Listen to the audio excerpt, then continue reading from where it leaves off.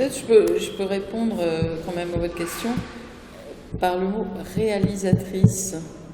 Je suis réalisatrice, et dans réalisatrice, il y a réel. Et en fait, c'est vrai que le cinéma, c'est un certain rapport au réel. On va travailler un rapport au réel avec ce médium très particulier qu'est le cinéma, qui va enregistrer, capter le moment présent pour le projeter dans l'avenir. Donc on va travailler sur ce médium-là pour essayer d'inscrire quelque chose du réel et de notre perception du réel. Alors, je ne sais pas si c'est mon métier, mais en tout cas, je travaille là-dessus, ça c'est certain. D'accord.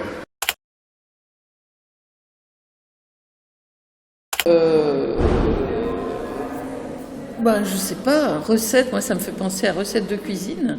Alors ça m'intéresse beaucoup les recettes de cuisine, mais justement, c'est vraiment différent parce que dans une recette de cuisine, ce qui est très intéressant et très rassurant, c'est que on vous fait le scénario de ce qu'on doit faire pour avoir un certain plat. Et si on suit la recette, on a des grandes chances d'avoir le plat. Or, quand on fait un film, c'est pas facile. Il n'y a pas forcément la recette qui est inscrite quelque part, quoi. Après, il y a des tas de... Il y a l'histoire du cinéma, il y a les autres films, il y a des tas de choses comme... il y a des savoir-faire. Mais il y a plusieurs savoir-faire, il y a plusieurs cultures, il y a plusieurs familles. Donc, la manière de faire des films, elle ne s'inscrit pas dans une recette, ça c'est sûr. Donc, évidemment, forcément... Si vous demandez à quelqu'un qui est cinéaste, quelle est votre recette pour faire des films, ça va pas trop lui plaire, je vous déconseille.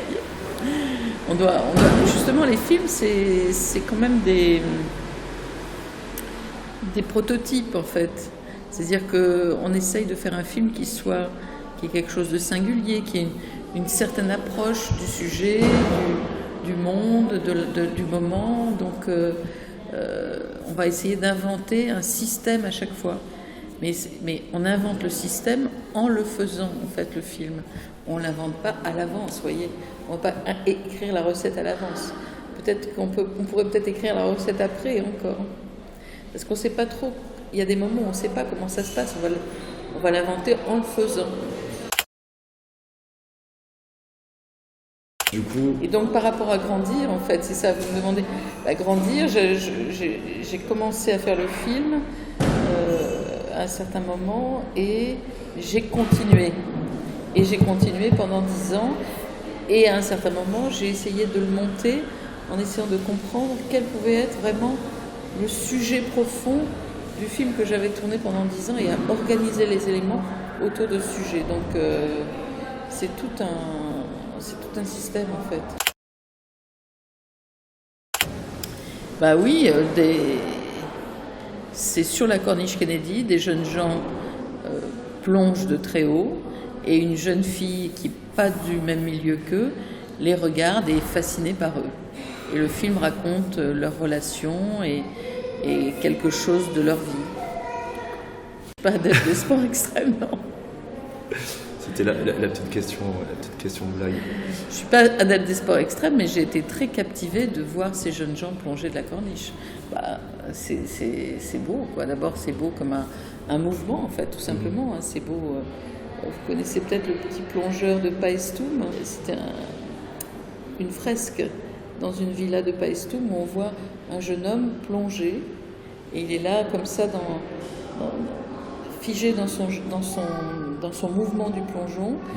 Et on ne sait pas s'il va plonger vers la mort, vers la renaissance, vers le soleil. Enfin, il y a quelque chose dans le dessin du plongeon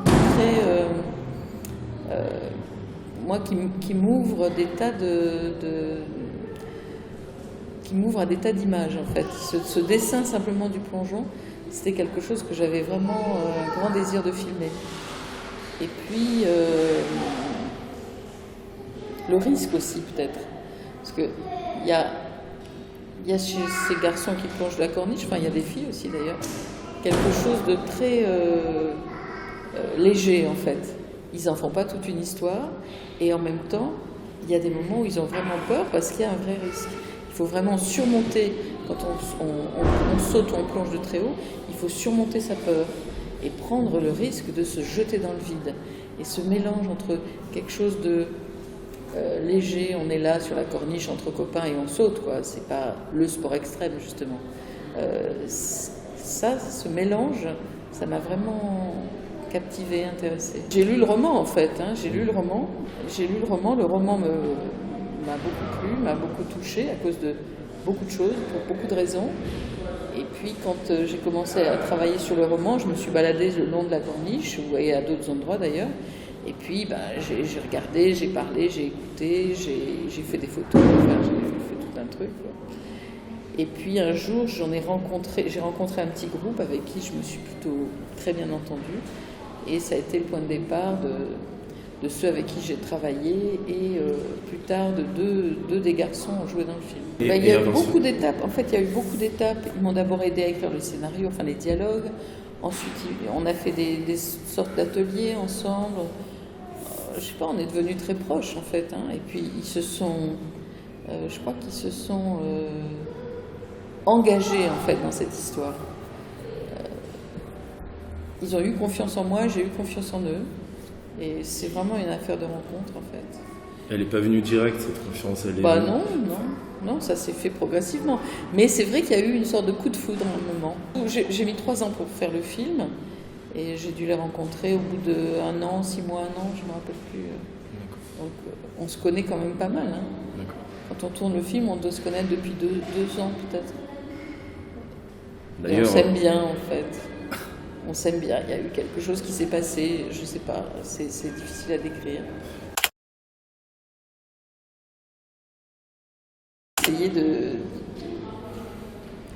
J'ai essayé que la manière de le raconter, le style, apporte quelque chose, que la matière du film existe.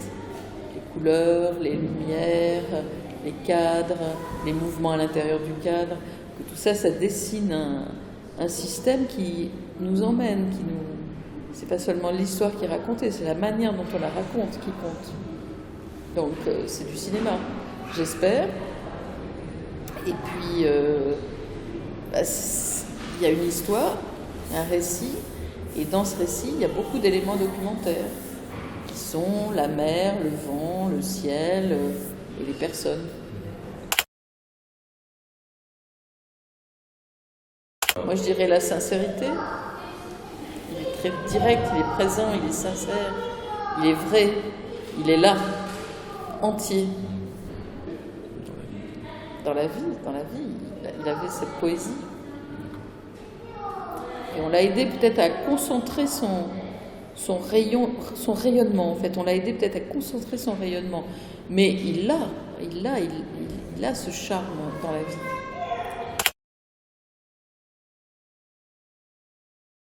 Je voulais inscrire ça dans le film, justement, inscrire comment, dans le film, si vous regardez bien, il y a... comment dire, au fond le récit c'est le risque pour ces jeunes gens, enfin ils sont dans un moment de leur vie où tout est possible et où ils sont extrêmement vivants et pleins de vitalité. Et les adultes dans le film sont cadrés, ils sont dans leur bagnole avec du fer autour, ils sont dans des endroits où l'espace est fermé. Et les téléphones et les caméras, en fait, emprisonnent les jeunes gens, commencent à les chosifier, on pourrait dire. Et voilà, on est dans ces différents régimes, en fait, entre quelque chose, une espèce de pulsion vitale qui est très libre, et puis une espèce d'ossification du monde, en fait, et y compris des adultes, et peut-être des jeunes en question. Et à la fin, Alain, il est emmené dans la voiture de flic, quoi. Et peut-être que lui, on va essayer de le rendre minéral, en fait. Et quand il parle avec la flic, il lui dit, mais tu n'es rien, j'ai rien devant moi. Moi, je suis à 1000 à l'heure, moi, je suis vivant. Et nous, spectateurs, on partage ce sentiment. On le voit. Elle est bridée, quoi. Elle a été domestiquée, on pourrait dire. Et donc, Comme ça, les caméras, les téléphones sont bien sûr un outil de communication, d'amusement, etc., mais aussi une image qui est moins libre que les autres images que j'essaye de produire dans le film.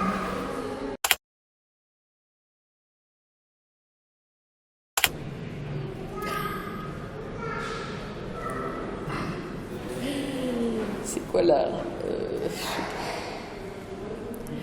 C'est quoi l'art?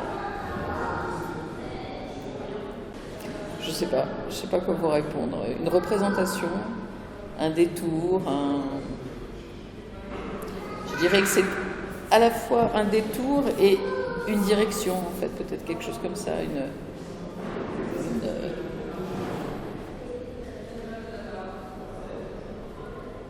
une manière d'atteindre au cœur des choses en trouvant le détour pour y aller, en fait, quelque chose comme ça. Je sais pas, au fond, je pense jamais à ça. Vous y pensez, moi pas. Moi, je pense jamais qu'est-ce que l'art. Parce que je vois des manifestations, des objets, des films, des livres, des poèmes, qui me nourrissent. Je n'y pense pas en tant que c'est de l'art. Vous voyez ce que je veux dire? Donc c'est difficile de répondre à votre question là. Qu'est-ce qui serait de l'art et qui n'en serait pas? Je me pose jamais cette question. Non, je me la pose pas. Je sais pas. Après, on voit bien. Enfin, au fond, ce qui me vient à l'esprit, c'est pas une réponse, hein, mais c'est justement par rapport à votre question sur les caméras, etc. C'est une espèce de réponse. En fait, ça me fait penser à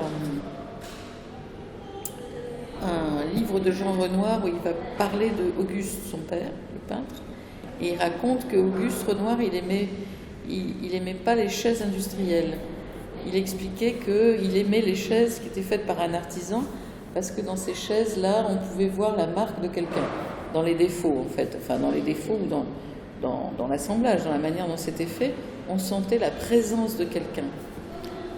Je crois que quand ça compte pour moi, disons, c'est quand je sens la présence de quelqu'un, mais c'est une présence continue, c'est une présence qui travaille, c'est une présence affirmée, c'est une présence, je ne sais pas comment dire, qui se développe en fait.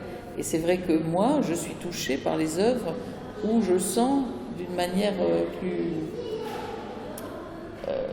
transparente, peut-être que dans certaines que dans d'autres, une présence en fait, une présence humaine, où ça rayonne.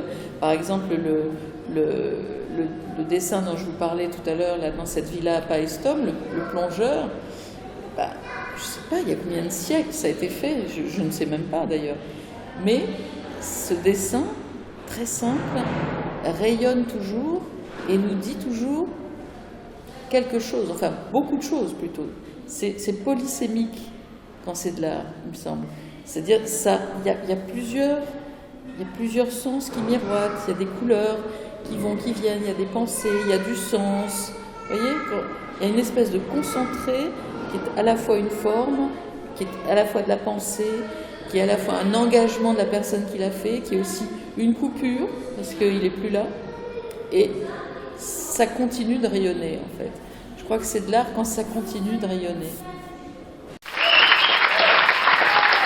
Ce n'est pas une... Je n'attendais pas à ça, mais... J'ai mon examen. Enfin, je sais pas.